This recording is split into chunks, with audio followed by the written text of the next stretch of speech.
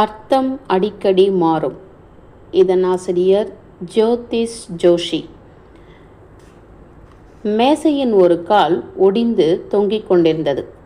புத்தகங்கள் தலைவிரி கோலமாக சிதறி கிடந்தன. தரையில் திறந்து கிடந்த புத்தகத்தின் ஒரு பக்கத்தில் கீழ்கண்ட வாசகங்களை தெளிவாக படிக்க முடிந்தது. அதில், எளிதில் உணர்ச்சி வசப்படும் மனிதர்களுக்கு சத்தம் போட்டு கத்த மட்டுமே தெரியும். ஆனால் எதையுமே சந்தோஷமாக ஏற்று சிரிக்க கற்றுக்கொண்டவர்களுக்கு அது வாழ்க்கையை எளிதாக மாற்றிவிடும். கையிழந்த நாற்காலியில் கடிதங்களை சுமந்த பைபிள்களும் புத்தகங்களும் கிடந்தன.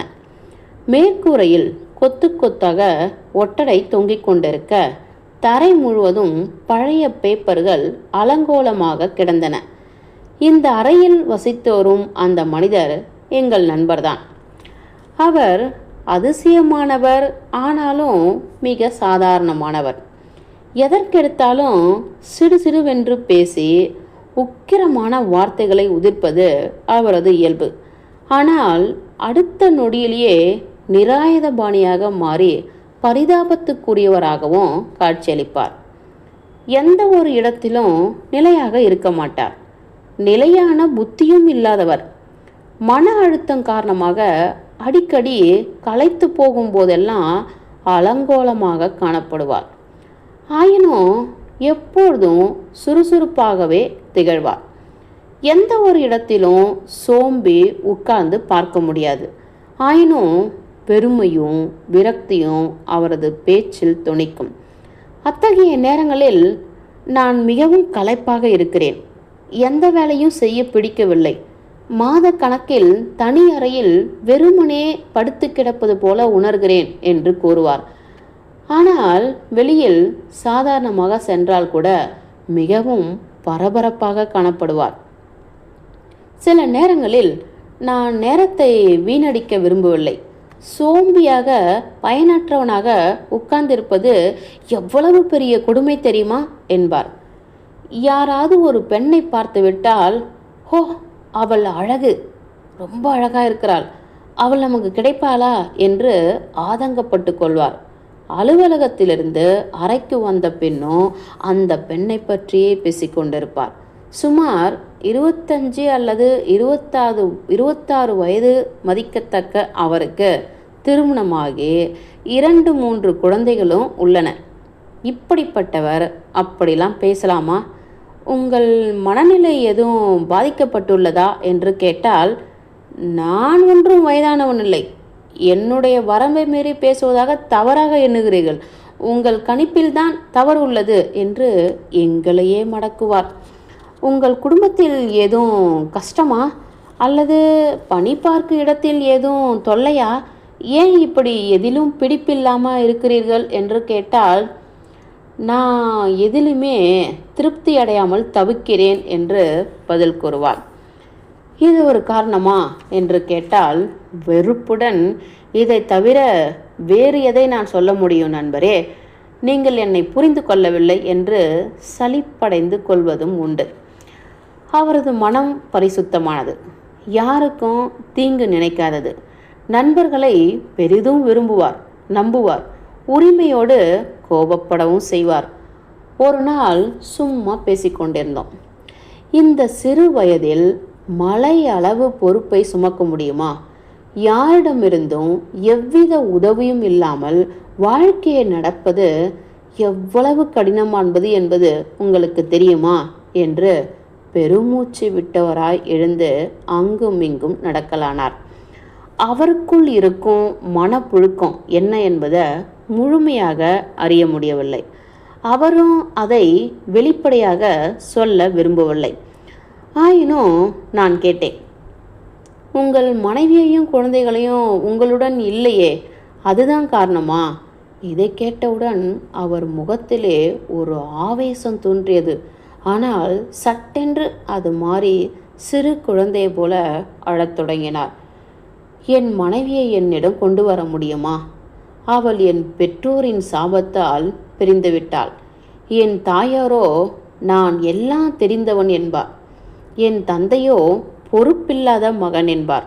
கிராமத்தில் இருந்த மக்கள் கூட எனக்கு திருமணமான முதலில் பெற்றோர்களை புறக்கணித்துவிட்டு மனைவியின் பேச்சை கொண்டு ஆடுகிறான் என்பார்கள். என்னை போல மோசமான மகன் யாரும் இல்லை என்பார் என் அப்பா.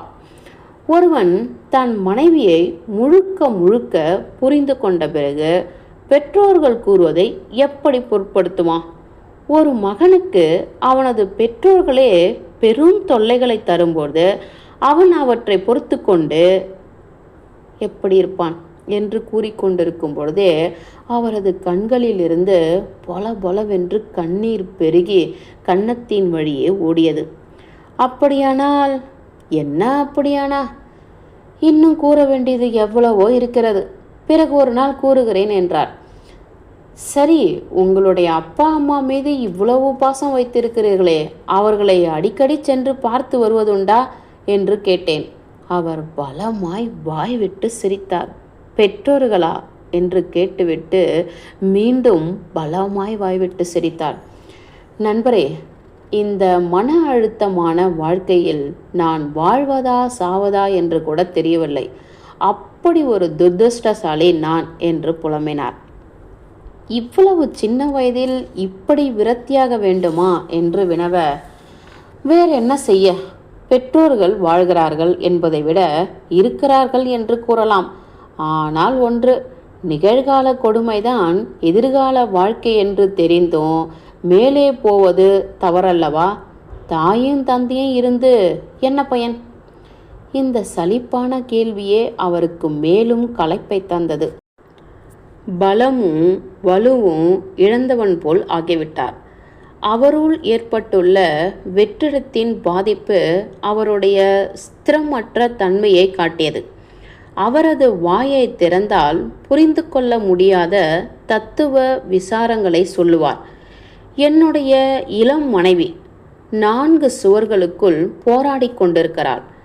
நான் 1000 மைல்களுக்கு அப்பால் என் குடும்பத்தை ஊரில் விட்டுவிட்டு இங்கு போராடி கொண்டிருக்கிறேன். ஒரு கணவன் என்ற முறையில் நான் என்னுடைய பொறுப்புகளை நிறைவேற்ற தவறிவிட்டேன். கடந்த 2 ஆண்டுகளாக நான் என் மனைவியை ஒரு முறை கூட சந்தித்தது கிடையாது. அவளது சோகம் படிந்த முகத்தை பார்ப்பதற்கு எனக்கே வெட்கமாக இருக்கிறது. இந்த இளம் வயதில் அவளுக்கு இவ்வளவு சுமைகளா? வீட்டு சுமைகளை சுமந்தே சுகம் காண வேண்டிய பருவத்தில் அவள் கூன் விழுந்து கிழவியாகி விடுவாள் போலிருக்கிறதே. விடியற் காலையில் எழுந்தது முதல் நள்ளிரவு வரை வீட்டு வேலை, சமையல் வேலை, வேலை வேலை. அவள் மட்டுமே தனியாக பாத்திரத்தோடும் நெருப்போடும் அழுக்கு துணியோடும் அடம்பிடிக்கும் குழந்தைகளோடும் அதிகாரம் செய்யும் மாமன் மாமியோடும் போராடுவதே வாழ்க்கையாகிவிட்டது. இவ்வளவு கஷ்டப்பட்டு வேலை செய்தும் அவளுக்கு களங்கம் கற்பிப்பதிலும் மனதை காயப்படுத்த முனைவதிலும் எல்லோரும் ஒருமுகமாக முனைந்து செயல்படுவதை எண்ணும் பொழுதுதான் வேதனையாக இருக்கிறது. நல்ல குடும்பத்தில் பிறந்த ஒரு பெண்ணை இப்படி வேலை வாங்குவது ஒருபுறம் இருந்தாலும் அவளை கேவலப்படுத்த முயலுவது நல்லதா? ஒவ்வொரு குடும்பத்தாரும் அவர்களுக்குள்ள பிரச்சனைகளை அடியோடு மறந்துவிட்டு அல்லது அவர்களுடைய கேவலங்களை மறைத்துவிட்டு என் மனைவியை கேவலமாக பேசுவதில்தான் அதிக அக்கறை எடுக்கிறார்கள். புருஷன்காரன் வெகு தொலைவில் வேலையில் இருக்கிறான், அடிக்கடி வந்து போக மாட்டான் என்ற காரணத்தை வைத்தே மனைவியை கேவலமாக நடத்தும் இவர்களெல்லாம் மனித ஜென்மங்களா என்று வெறுப்பையும் கோபத்தையும் அவர் கக்கினார். சொல்லுங்க சார், ஏன் மௌனமாயிட்டீங்க? சரி சரி, நான் ஏதேதோ பேசி உங்கள் வேலையையும் என் வேலையும் கெடுத்து விட்டேன், மன்னிச்சிக்குங்க, பிறகு பார்ப்போம் என்று மறுகணமே தன் முகத்தை முற்றிலுமாக மாற்றிக்கொண்டு அறையை விட்டு சந்தோஷமாக வெளியேறினார். அவர் சென்ற பிறகு அந்த அறையில் இருந்த ஒவ்வொருவரும் அவரை பற்றி ஒரு கருத்தை கூறினார்கள். இந்த சிறு வயதில் இவருக்கு எப்படி இவ்வளவு மன அழுத்தம் வந்தது? அதை எப்படி இவர் தாங்கிக் கொள்கிறார் என்றார் ஒருவர்.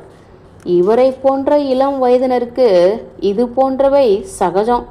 பல முனைகளிலிருந்தும் போராட்டங்களை சந்திக்க வேண்டிய சந்தர்ப்பங்களை இப்படிப்பட்டவர்கள் எதிர்கொள்ள முடியாமல் தொல்லைக்குள்ளாவது இயற்கைதான். எந்த ஒரு மனிதன் இவற்றை சவாலாக ஏற்று சமாளிக்க தெரிந்து வைக்கின்றனாவோ அவனால் போராடவும் வெற்றி பெறவும் முடியும். ஆனால் அவற்றை கண்டு அஞ்சுபவர்களுக்கு வாழ்க்கையே ஒரு போராட்டமாக மாறிவிடுகின்றது. அதனால்தான் சிறு பிரச்சனையை கூட பூதகரமாக்கி அதை கண்டு பயப்படுகிறார்கள். அதிலும் இவரை போன்ற மனிதர்கள் ஒரு நண்பர் தன் கருத்தை கூறி முடிப்பதற்குள் மற்றொருவர் குறுக்கிட்டு, சார், இவருடைய விஷயம் வேற. பெத்தவங்களே தன் பிள்ளைகளை சுரண்ட நினைப்பது கொடுமை இல்லையா? அதைவிட நல்ல குணவதியா வாச்ச மருமகளை வச்சு போற்றாவிட்டாலும் தூத்தாமலாவது இருக்கலாம் இல்லையா? ஊரார் தூற்றுகிற அளவுக்கு கேவலமாக நடத்துறது ரொம்ப கொடுமை சார் என்று அந்த மனிதருக்கு தன் சார்பில் ஆதரவான கருத்தை கூறினார். போனவர் அறையை விட்டு வெளியேறிய போதிலும் தன்னை பற்றி அவர்கள் என்ன பேசுகிறார்கள் என்பதை அறிந்து கொள்ள வெளியே கதவோரமாக நின்றிருந்தார். அதுவரை அவர்களது உரையாடலை வெளியில் நின்று கேட்டுக்கொண்டிருந்த அவர் சட்டென்று அறைக்குள் வந்து, இவரை போன்றவர்கள் நம்முடைய இரக்கத்தை பெறுவதற்கு புலம்புகிறார்கள், வாழ்க்கையை சமாளிக்க தெரியாதவர்கள் என்று கேலி பேசினீர்கள். ஆனால் ஒன்று கூறட்டுமா, ஒரு வேளை சோறு கூட உண்ண முடியாதவன் செரிமானத்திற்கு வெற்றிலை போட்ட கதை என்றார். அவர் கூறியதின் அர்த்தம் புரியாமல் விழித்தோம். வெறுப்புடன் அவர் மேலும் கூறினார், என்னுடைய துயரத்தை கேட்டு என்னை முட்டாள் என்று நினைக்கிறீர்கள். என் மீது கருணையோ அனுதாபமோ காட்டக்கூட நீங்கள் தயாரில்லை. ஒவ்வொரு நேரமும் செத்து பிழைப்பதுதான் வாழ்க்கையா? உங்களை கேலி செய்வதாக எண்ண வேண்டாம் என்று நான் சமாதானப்படுத்த முயன்றேன். என்னை கேலி செய்வதை பற்றி நான் கவலைப்படவில்லை. வாழ்க்கை வாழ்வதென்றால் என்ன? புத்தகங்கள் கூறுகின்ற வாழ்க்கைக்கான விளக்கம் வேறு. யதார்த்த வாழ்க்கை அனுபவம் விளக்குகின்ற அர்த்தம் வேறு. வாழ்க்கைக்கான பொருள் நிமிடத்திற்கு நிமிடம் மாறிக்கொண்டே வருகிறது. பாவம் செய்பவர்களுக்காக கடவுள் நடத்துகின்ற விசாரணை நாளன்று கூட அதன் அர்த்தம் மாறிவிடுவது உண்டு. அவருடைய கருத்துக்களை கேட்டு நாங்கள் வாயடைத்து நின்றோம். என்னை பார்த்து சிரித்து கொண்டே, என் மீது அனுதாபம் படுவதை விட உங்கள் மீதே அனுதாபப்பட்டு கொள்ளுங்கள். நான் மனம் திறந்து வெளிப்படையாக சொல்லிவிட்டேன். ஆனால் நீங்கள் என்னை விட ஒன்றும் நிம்மதியாக வாழ்பவராக தெரியவில்லை. அப்படி இருக்க என்னை பார்த்து கேலி செய்வதுதான் பெரியவர்களுக்குரிய பண்பாடா என்று கேட்டுக்கொண்டே வெளியேறி சென்றார். வாழ்வியல் அனுபவமில்லாத வயதானவர்களின் பேச்சில் உள்ள முதிர்ச்சியை விட வாழ்வியல் அனுபவமுள்ள இளைஞர்களின் பேச்சில் உள்ள முதிர்ச்சி பற்றிய சிந்தனை என்னுள் அசை போட்டு கொண்டிருந்தது. அவரது பேச்சு மட்டுமல்ல, அவரே ஒரு வித்தியாசமானவர் என்பதை புரிந்து கொள்ள என் வயதிற்கு இது ஒரு புது அனுபவமாய் இருந்தது. முற்றும்.